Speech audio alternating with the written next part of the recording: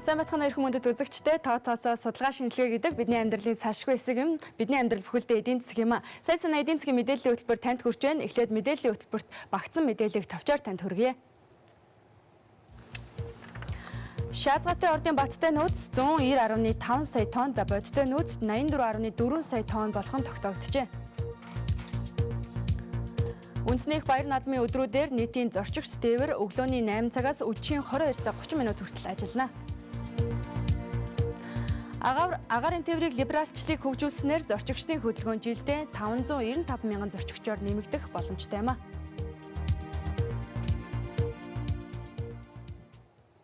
Мэдээллийн дэлгэрэнгүй одоо танд хүргэе. Манай улсын дотоодод шаардлагатай нийт сүүний 49%-ийг өөрсдөө бэлддэг байна. За үүний 14%-ийг эрчимдсэн мал аж ахуйгаас бүрдүүлдэг гэсэн тооцоо байгаа. Гэсэн ч нийслэлд мал аж ахуйг хөгжүүлэх бодлого алдагдсан талаар албаныхан хэлж байгаамаа.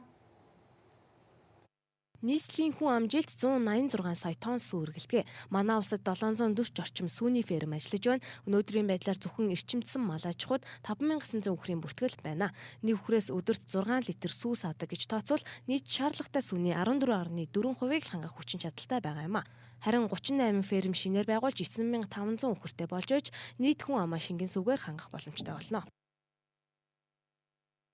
Энэ фермийг цогцоор нь байгуулад ирэхэд бол үндсэндээ нэг дор хотцсон, суурьсан фермүүд олноор байгуулагдаад хөдөлмөрөөр хоршоод ирэхэд төр засгийн бодлогоор тэр сүүний урамшууллыг олгох мөн төрөөс бас татаас өгөх ийм боломжуудыг бид нар бас гадаад орнуудынхыг судалсан ийм боломжтой юм байна гэж үзээд энд ярилцж байгаа. Одоогоор нийслэлээр бол зээл байхгүй яамнаас олгогдож байгаа. Яамд бол хэд хэдэн янзын төслүүд зарлагдаад тэрөнд одоо яамны хашгамаар олгогдсон явж байгаа. Сүүний ферм байгуулад 2-3 жил үйл ажиллагаа явуулж байгаа. Дөрвөлээ ажилдаг 15-аас 16 хүртээ ферм өдөрт 80-100 литр сүү саана. Сүүгээ сүү компани гэх мэт байгууллагад нийлэлдэг байна. Засгийн газраас үнийг докторжуулж 1.2% хүүтэй 10-аас 20 сая төгрөгийн зээл олгож сүүний урамшуулал гэх мэт дэмжлэг үзүүлэл үйл ажиллагаанд докторжно гэж фермер эрхлэгчид үзэж байна. Хөнгөлтэй зээл авъя гэдээ бид хүсэлт гаргана. Тэгээд яг тэр дагуу төсөлмөс янз мэрэгжиж болно л таа. Тэгээд бидний барьцсан хөрөнгө хүрдэг байхгүй хамгийн гол нь. Барьцсан хөрөнгө их шаарддаг. Тэгээд нэг барьцсан хөрөнгө чинь нөгөө бидний үхрийг авдаг. Хөдөлгөх хөрөнгө гээд тийм талууд байна бэрхшээлтэй. Фермер эрхлэгчдэд зуны улирал өвлөөс хэд дахин борлуулалт багасах үйл ажиллагаа явуулж байгаа газарт нь аж ахуй нэгжүүл шахаж бун бэлчээрийн хомсдол үүсэх зэрэг бэрхшээлүүд үүсдэг байна. Үүнээс гадна ирээдүйд жижиг дунд үйлдвэрлэл болоход ажиллах хүчин хомс байгаа юм а. Их Монгол улс байгуулагдсны 807 жил ардын хувьсгалын 92 жилийн баяр наадмыг зохион байгуулах үндэсний хорооноос бол энэ жилийн нээлт хаалтыг өнгөрсөн жилүүдээс илүү өрмөц хийхээр зохион байгуулж байгаа гэдгийг бол мэдэгдэж байгаа. Тэгэхээр урлаг соёлын салбар хорооноос бэлтгэсэн тоомж ганц зэргийн мэдээллээр хөтөлбөрөөр үргэлжлүүлье. Тэгэхээр жил бүрийн наадмын одоо өнгө бол нээлт хаалтаас гэж монголчууд маань бас ярьдаг. Тэгэхээр үе үеийн бас наадмын нээлт хаалтаас энэ жилийн наадмын нээлт хаалтыг бас онцгой хийе гэж бас бид нэр зорж байгаа. Тэгэд за энэ жилийн наадмын нээлтийн нэг онцлог бол одоо бидний бас төлөвлөлөд ажиллаж байгаагаар за монголчуудын маань их соёлын өв болсон дэлхийн одоо соёлын өвд бүртгэгдсэн уртын сайхан дуугаа хариуцж бас оролцож байна. Тэгээд 999 дуучин дуулуулж наадмынхаа нээлтийг хийя гэсэн юм одоо санал санаачлал гаргаад энэ дээр бол ажиллаж байна. Тэгвэл инх гэрэл багшаас асууя. Бүжгийн хувьд үндэсний бүжиг мэдээж байх нь ойлгомжтой байх. Өнгөрсөн оныхоос өөр ялгаатай шинэлэг бүжиг ямар бүжгүүд байх вэ? За жил бүр наадмын үйл ажиллагаанд бүжгийн урлагийн одоо олон сайхан төлөөлөгчид жил бүр ордог. За энэ жилийн наадмын маань одоо нээлт хаалтанд маань 999 бичэд оролцож байгаагаар илүү онцлог байгаа. Үндэсний дуужгийн Эрдмийн чуулгын одоо бүжигчин бүжиг тэглээж Монгол Улсын гавьяа жүжигчин Даваа хүү соёл урлагийн их сургуулийн багш одоо бие биелийн хатан их гэж нэрлэгддэг Монгол Улсын гавьяа жүжигчин Нанжид багш маань зөвлөхөр ажиллаж байгаа. Одоо 8 настай болчроос 80 настай буурал хөтөл биелдэг ийм сайхан уламжлалыг наадмаар одоо бид нар одоо их сайхан харуулах юм төлөвлөгөөтэй. Тэгээ бэлтгэл ажил маань эхэлсэн явж байгаа. Бүхий л ястангуудын бүжиг биелэгдэх нэ гэж ойлгож болох нэ тийм ээ. Тэгэлгүй яах вэ? Тэгэхээр та бүхнээс бас асуухад ер нь альва үйл ажиллагааг сайхан зохион байгуулахад мэдээж төсөв санхүү бол маш шаардлагатай байдаг. Наадмын төсвийг бид нэвтрүүлгийнхээ ихэнд задлаж харууллаа л да эхний байдлаар тооцоолсон байдлаар тэгэхэд бол соёл урлагийн хороо бол өнгөрсөн оныхоос 11 дахин өссөн ийм төсөв санхүүтэйгээр үйл ажиллагаа зохион байгуулах юм байна. Төсөв санхүүгийн тал дээр манай үндэсний дуу бүжгийн хүмүүс наадамдаа нээлт хаалтаа хийж оролцоход ер нь хэр одоо өндөр шалгуур тавьдгийн бэ? Тэдний одоо үн тарифын хувьд үзэгчд магадгүй сонирхож байж болох юм л да. Батмын та бас эхлээд энэ асуултанд хариулвал. Тийм тэгэхээр наадмын маань төсөв миний ойлгосноор бол эцэслэн бас шийдэгдэг байгаа. Тийм бид тодорхой хэмжээний өөрсдийн одоо төсвөө хийгээд өгсөн байгаа. Тийм тэгэхээр Монгол наадам маань одоо дэлхийд ганцч монголчууд маань ярьдаг наадмаа хүлээдэг. Тэгэхээр за энд бол мэдээж уртын дуугаар жил бүгд монголчууд маань наадмаа нээдэг. Тэгээд энэ удаад бол бид нэр соёл урлагийн их сургуулийн багш нийслэлийн Улаанбаатар чуулгын дуучин Батболд багшийн санаачилгаар Монгол уртын дуу төсөл гэж хийгээд энэ дээр ажиллаж байгаа. Тэгээд одоо Улаанбаатар чуулгад энэ үйл ажиллагаа маань Улаанбаатар чуулга дээр явагдаад 2 сар гаруй болж байна.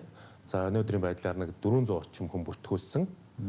За эрэгтэйчүүд, эмэгтэйчүүд тус тусдаа 3 дуу сурчсан. Одоо төрийн наадмынхаа нээлтийн төмнөх дууг одоо сурахаар бас ажиллаж байгаа.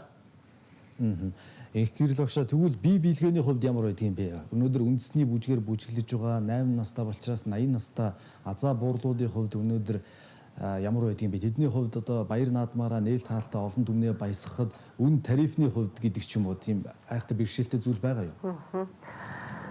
За ямар ч байсан оролцож байгаа нийт одоо биечд одоо биелээчдийн маань хувьд мэрэгжлийн одоо урлагийн байгууллагын бүжигчид биелээчдээс гадна одоо мэрэгжлийн одоо яг бүжгийн чиглэлээр суралцж байгаа оюутнууд, соёл урлагийн их сургууль, боловсролын их сургууль, хөгжим бүжгийн коллеж тэгээд бяцхан одоо биечд буюу одоо Монголын хүүхдийн ордон мөн одоо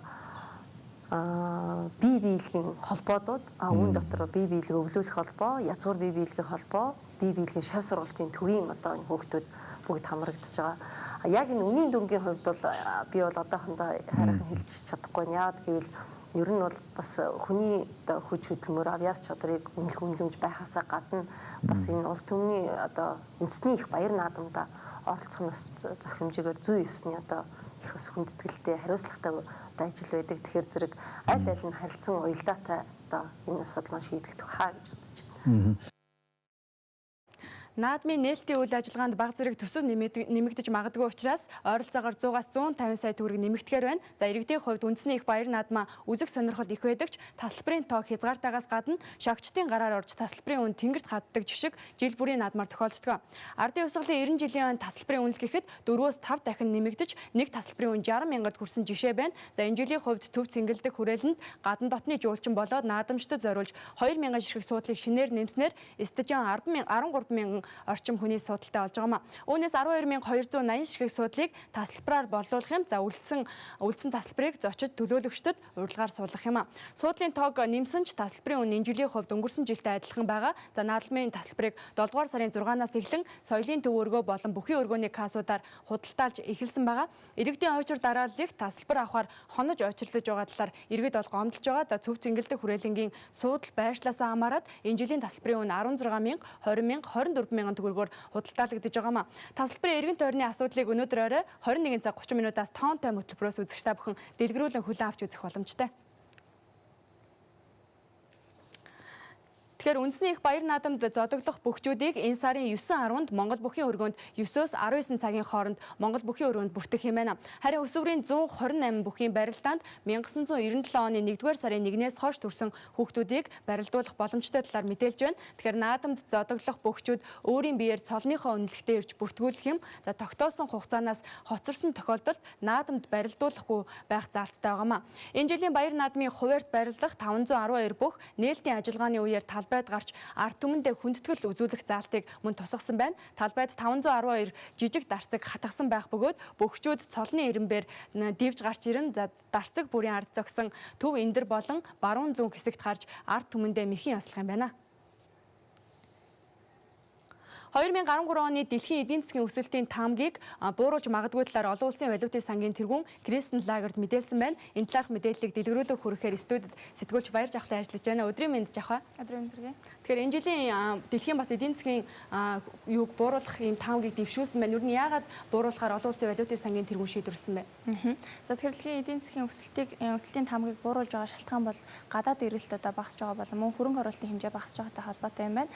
За олон улсын үнэлгээний Fitch агентлагийн зүгээс дэлхийн эдийн засгийг одоо 2013 онд 2.4% өснө гэсэн мэдээллийг хийгээд байгаа олон улсын валютын сангийн зүгээс 3.3% өснө гэсэн ийм таамгийг бол төвшүүлээд байна. За гэхдээ олон улсын валютын сангийн зүгээс бол 2013 онд дэлхийн эдийн засгийг 3.5% өснө гэж байсан бол энэхүү таамгаа энэхүү бууруулан 2.3% бууруулахаар бол гаргасан байна.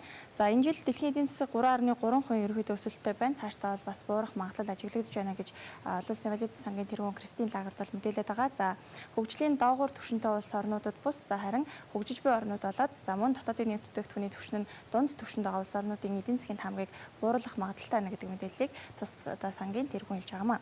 За харин олон улсын үнэлгээний Fitch агентлагийн зүгээс дэлхийн эдийн засгийн таамгийг хэрхэн одоо дүгнснийг та бүхэнд танилцуулъя. 2013 оны байдлаар олон улсын Fitch агентлагийн зүгээс дэлхийн эдийн засгийн байдал 2.4% өснө гэж мэдээлэл гаргаж байгаа бол за 2014 онд 3.1% өснө гэсэн таамгийг бол гаргасан байна. За харин 2015 онд 3.2% өсгөр байна. За энэхүү олон улсын валютын сан болон олон улсын үнэлгээний Fitch агентлагуудын гаргаж байгаа энэхүү судалгаанууд маань хоорондоо нэлээд зөрүүтэй гарч байгаа юм байна. За харин Орос улбаны улс болох манай хойд хөршийн хувьд одоо олон улсын валютын сангаас гаргасан мэдээлэл дараах өгөгдлөөр илэрхийлэгдэж байна. За олон улсын байгууллага 2013 оны 6 дугаар сард Орос улбаны улсын дотоодын нийт бүтээгдэхүүний өсөлтийг 2013 онд 3.4% өсөх байсныг 2.5 болгон бууруулсан бол за 2014 онд 3.8-аас 325% болгон бууруулсан юм үзүүлэлттэй байна. За харин Орос улбаны улсын дотоодын нийт бүтээгдэхүүний өсөлтийг Fitch агентлагийн зүгээс гаргасан судалгааг харуулхад 2013 оны байдлаар 2.2% өсгөр байгаа бол 2014 болон 2015 онуудад 3% өсгөр байна гэсэн мэдээлэл хийж байна.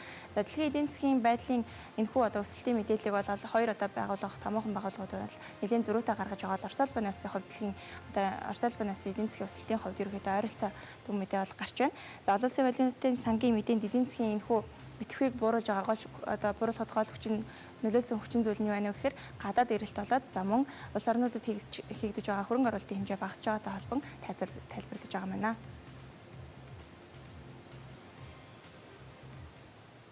From 2014, a slight decline of the volume of bond purchases. Мэдээллийг хүргэсэн Баяр Жахландаа баярлалаа. Баярлалаа. Сая санаа хөтөлбөртэй хамт байгаа үзэгч та бүхэнд баярлалаа. Европын голлох индексүүд зөөлөн мөнгөний бодлогын тусламжтайгаар өнгөрсөн 7 хоногт өссөн үр дүнг харууллаа.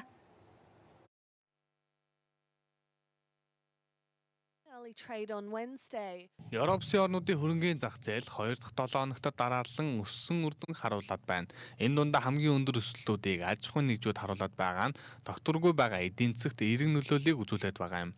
Франц улсын автомашин үйлдвэрлэгч Peugeot компани хувьд за ганцхан 7 хоногийн дотор 12%-аар өссөн бол мөн нэг хэсэг дэлхийн зах зээлд өрсөлдөгчгүй гэдэг байсан Nokia компани хувьцаа ч гэсэн 9.1%-аар өссөн байна. Европын холбооны орнуудын хөрөнгийн зах зээлийн өссөн гол шалтгаан нь Европын төв банк болон Английн төв банк бодлогын хувьд өнөөгийн эдийн засгийг өдөөх өөрчлөлтүүдийг хийсэнтэй холбоотой юм. Европын төв банкны хувьд 2 дахь сардаа дараалсан бодлогын үгээ 0.5%-аар барихаар болсон бол Английн төв банк өөрийн үйл ажиллагаагаа аж ахуйн нэгжүүдийг дэмжих чиглэл рүү өөрчлөөд байгаа юм. Өөрөөр хэлбэл евро болон стерлингийн ханшийг доогуур барьж дэлхийн зах зээл дээр өөрийн үйлдвэрлэлүүдэд өршөлдөх боломжийг бүрдүүлж өгч байгаа юм. Ингэснээр эдийн засаг өөрийгөө эмчлэх, цаашлаад ажилгүйдлийн түвшин бууруулах боломжтой юм. Өнгөрсөн 7 хоногт Европын төв банкны ерөнхийлөгч Марио Драгигийн хийсэн бодлогын үгээ хэвээрүүлдэг шийдвэрийн дараагаар тэр даруйдаа Европын голлох индексүүд дунджаар 2.3%-аар өссөн. Хөрөнгө оруулагчид энэхүү мэдээллийг хүлээж байсантай холбоотой юм байна.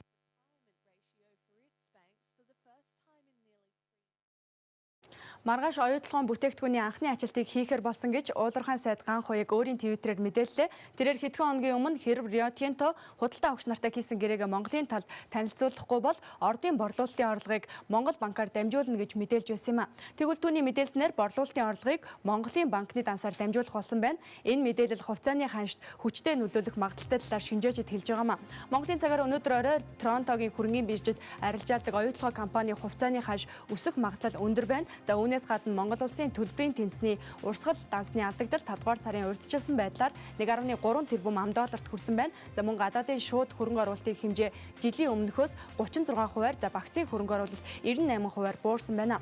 Эцсийн дүндээ гадаад валютын албан нөөц 683.7 сая $-аар буурч 2.8 тэрбумд хүрээд байгаа юм. За үүнийг дагаад ам төгрөгийн ханш сүүлийн үед хурцтай суларч өмнөх сартай харьцуулахад ам долларын доллартай харьцуулах төгрөгийн ханш 1433.43 байсан бол өнөөдрийн байдлаар 1460 төгрөгт хүрчээ. Зах зээлд оролцогчид төгрөгт цаашид энэ ирчээрээ суларна гэж хүлээж байсан бол ийхүү оюутлогын экспорт ихэлснээр төгрөгийн ханш өмнө нь таамаглаж байсан шиг хурцтай судархаагүй болж байгаамаа. Үндэсний их баяр наадмын өдрүүдэд нийтийн зорчигч тээвэр өглөөний 8 цагаас өчийн 22 цаг 30 минут хүртэл иргэдэд үйлчлэх юм а. Үндсэн 78 чиглэлд 594 их багтаамжийн автобус, тарилай бусдад туслах 28 чиглэлд 184 бага багтаамжийн автобус, хот хооронд болон зуслангийн чиглэлд бага багтаамжийн 10 автобус, Хүйдэлэн хотогт их бага багтаамжийн 50 автобус нийтдээ 838 тээврийг хэрэгсэл үйлчлэгэнд гарна гэж нийслэлийн тээврийн газраас мэдээлсэн байна. 11:12-нд Хүйдэлэн хотогт төв цэнгэлдэх чиглэлийн их багтаамжийн автобус Гандийн гудамжны автобусны зогсоолоос 13-нд Хүйдэлэн хотог Монгол Улсын боловсролын их сургуулийн чиглэлд Монгол Улсын боловсролын их сургуулийн баруун талын автобусны зогсоолоос явах юм байна. Хүйдэлэн хотог руу автобус 300-аас 1000 төгрөгөөр иргэдэд үйлчлэх юм а.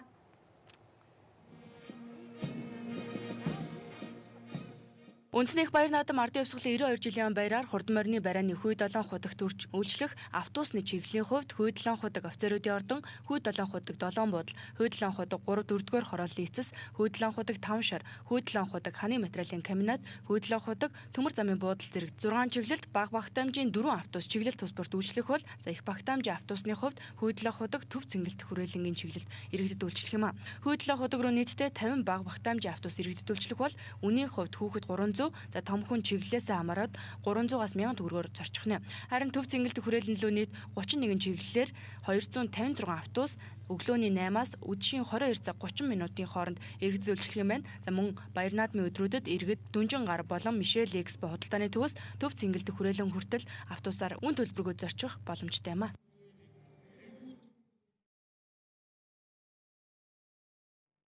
Шарын гол компани Монголын хөрөнгөний мэргэжээр бүртгэлтэй нээлттэй компани болох Нако Турш компани хувьцааны 100% хүртэлх хувьцааг худалдан авах тендерийн саналыг эхлүүлэх зөвшөөрлийг санхүүгийн зохицуулах хорооноос хүлээн авсныг мэдэгдээд байна.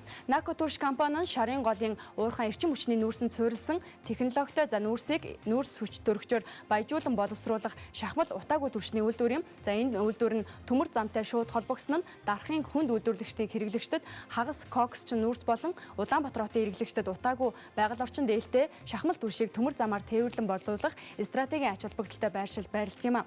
Энэхүү үйлдвэр нь жилдээ 100 мянган тонн шахмал түвш үйлдвэрлэх хүчин чадалтай. За урьдчилсан байдлаар Нако Турш компани хувьцаа эзэмшигчдийн 94% нь тендерт оролцох хүсэлтэй байгаа гэдгээ илэрхийлсэн байна. Нако Турш компани хувьцааг худалдан авах нь шарын гол компанийн хувьд эрэлт ихтэй шахмал түвшний зах зээлд нэвтрэн орж үйл ажиллагаагаа тэлэх боломжтой болж байгаа юм а. Сайсан эдийн засгийн мэдээллийн хөтөлбөр танд хүрлээ анхаарлаа хандуулж бидэнтэй зүг байсан үзэгч танд баярлалаа. Студид сэтгүүлч Мөнх Жаргал ажиллалаа.